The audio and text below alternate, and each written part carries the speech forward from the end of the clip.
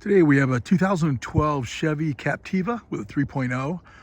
The customer is saying the idle is rough, and when they go to a gas station, a lot of times the car is hard to start. We got a PO 496 code, which should be the EVAP purge valve. We're going to show you where that's located and how to replace it. First thing you do, this is the 3.0 motor. We're going to remove this screw down in here. It's held down by a Torx 30. Remove that.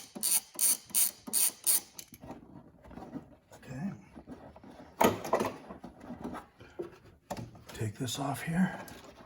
Gotta be careful you don't get any debris down in there. Pull it up nice and easy.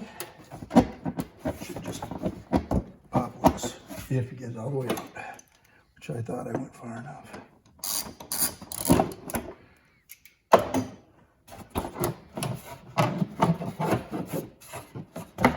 Okay. This is the screw that was holding that in. You don't want to put that in until you get it all in place next time. And then it'll screw back into there right there. This is the part we're replacing. This is your purge valve. It's going to be sitting in there just like this on the back. Problem is this is going to have to come out, and it actually sits back here, so it's harder to see. But we're going to remove this, and then we're going to show it to you. To get our hand back in here, we're going to remove this. There's an 8 here, an 8 here. I might as well just go ahead and take this off right now. Just pull this over like this. Be gentle with it. Just pull it off. Redo this, take off this 8.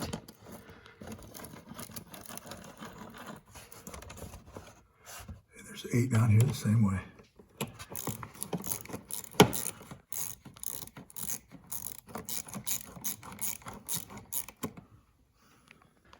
Okay, it should just pop out of there like that.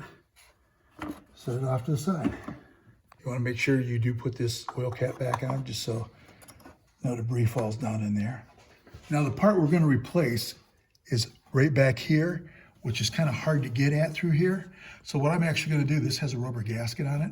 I'm just going to remove these 4 bolts on your throttle body and remove it out of the way.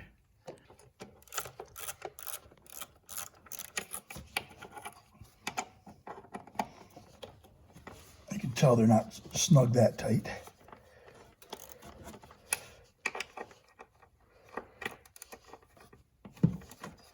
Since I'm only using a 1/4 inch drive.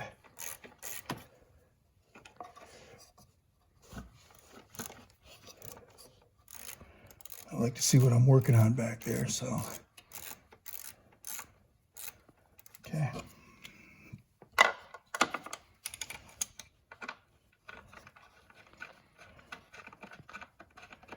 I'll double check these to make sure they're all the same size, which I believe they are, but I'll double check that. There's different ways of doing everything. I just like to do it where I can see what I'm doing. Here's one. We're unscrewing the last one. And we double check the size on these, and they all seem to be the same size. We pull this one out, and we're just going to take this up. And you can see how it's got a rubber gasket there. Make sure you don't disturb that. We're just going to push it off to the side. And now you can actually see the part that we want to replace right there. And the 2 parts that clip to it, and the bolt holding it on right there. Push down on this, and nice and easy, pull this back like that. Be careful of these because they will break if you're not really gingerly with it like that. So that'll just clip back on when we push it on. Okay, the next thing we're going to do is, you can't really get at this, it doesn't look like. I don't see how that clips on there. So what I'm going to do is remove the screw and unplug it. And the number 10 bolt is right here. So we're just gonna, like I said, move this nice and easy out of the way.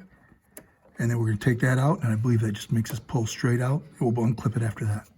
I pulled the bolt out, and you just wiggle this, and it comes right out like that. The bolt's what holds it in on that seal right there. And now you can flip this around, and you can see how this is connected right there. And we're gonna unplug it. It's got this little tab right here. All you do is lift it up here with a screwdriver and push it back, and it comes undone. And now we're ready to install the new one. This is the part that we purchased. We actually got it right from GM. You can see it's exact same thing, exact same numbers. So we're going to reinstall it.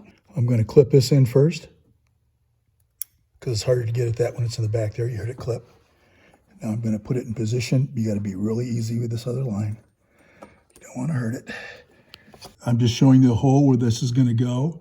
That seal is, of course, going to seal that. We're going to put it in that hole, and then all we're going to do is tighten down the bolt, number 10. Just like that.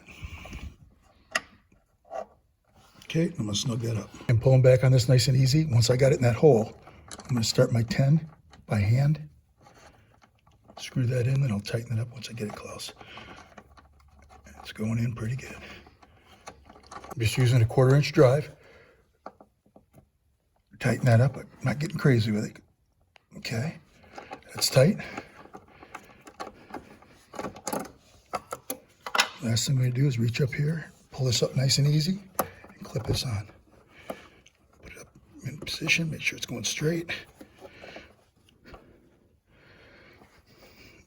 And it clipped in right there. Okay, so that whole part's done. I'm going to clean this off. It's got a little dirt on it. Clean it off. Okay, got to make sure this gasket is in place.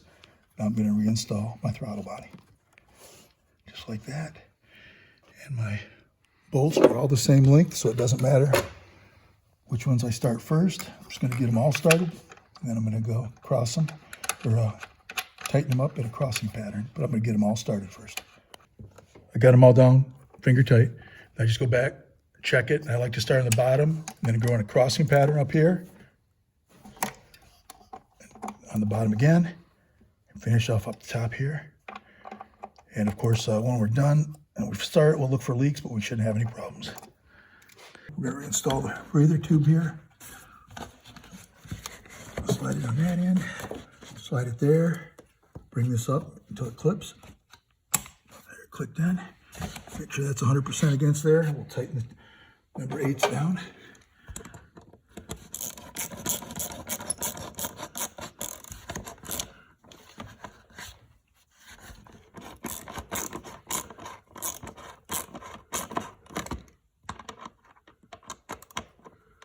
Okay, that one's tight. So the one's back here. Do the same thing. Okay, that one's tight.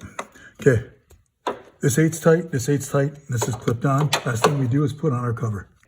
Last thing we do is reinstall the cover. We take the oil filler cap off. Okay, and on the back side of this cover, you can see it's got places that it mounts right there. And this is where your screw goes. If you look on the top of the motor, there's one here, and there's also one down here. Okay, so what we're going to do, nice and easy, just slide this back, line it up with this. You can kind of feel it where it goes into place there. And just push them down in place like that. Reinstall the filler cap to keep debris out. Last thing you do is you put your screw in here. We're going to tighten that down. And that's all it takes to install a purge valve on a 2012 Chevy Captiva with a 3.0.